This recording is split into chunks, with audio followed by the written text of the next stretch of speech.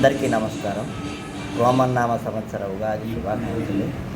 నిన్న భోజన మహేష్ గారు పార్టీ మారుతూ కొన్ని అనుచిత వ్యాఖ్యలు చేశారు.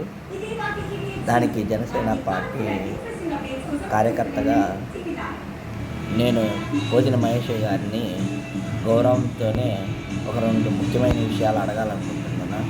అయ్యా భోజన మహేష్ గారు, మీరు పార్టీ మారక ముందు ఏం మాట్లాడారు, పార్టీ మారిన తర్వాత ఏం మాట్లాడారు?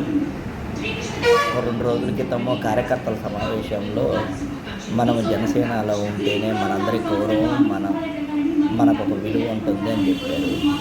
ఈరోజు జనసేన పార్టీ నాయకుడు మేమే విమర్శలు చేసే పరిస్థితికి వచ్చారు. ఒకసారి మీ ఆత్మ పరిశీలన చేసుకోండి.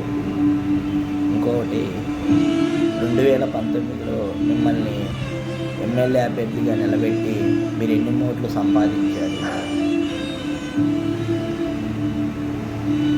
వత్తు ధర్మంగా మీ సీటు త్యాగం చేయాల్సి వచ్చిందని పవన్ కళ్యాణ్ గారు పదే చెబుతున్నారు కదా. అయినా సరే మీరు ఎందుకు ఇంకా మొండి పట్టుబట్టి ఏం సాధిద్దామని? పోయినసారి 2019లో ఒక 10 ఓట్లు 5 ఓట్లు కనీసం ఒక 500 ఓట్ల తేడాతో ఓడిపోయారా? లేదు కదా.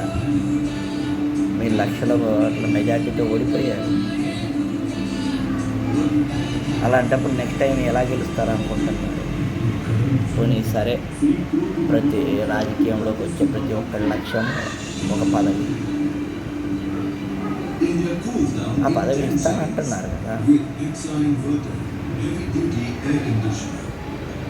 నాకు అనిపిస్తుంది ఏంటంటే భోజన మహేష్ గారు వైఎస్ఆర్సీపీ కోవట్టుగా మారారని నాకు 100% అనిపిస్తుంది. నెక్స్ట్ ఒక 4-5 రోజుల్లో వైఎస్ఆర్సీపీలో చేరతారు. చేరిన తర్వాత మీ గురించి ఇంకా మాట్లాడుకుందాం. జై జనసేన.